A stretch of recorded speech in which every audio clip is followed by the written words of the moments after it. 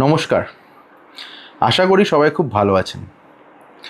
Recently শোনা যাচ্ছে Bharat Russia থেকে 30 দিনের জন্য তেল কিনতে পারবে। ভারত রাশিয়া থেকে 30 দিনের জন্য তেল কিনতে পারবে। কোন দুটো দেশ ইনভলভড? ভারত আর রাশিয়া। এই যে কিনতে পারার পারমিশন কে দিচ্ছে? আমেরিকা। কিনবে কে?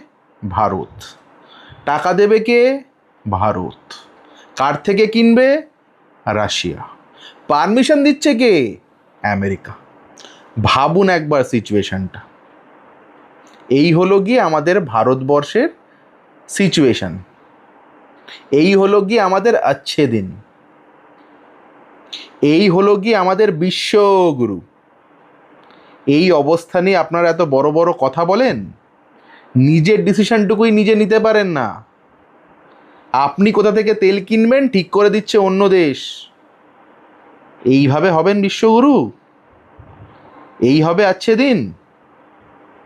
নমস্কার, ভালো থাকবেন।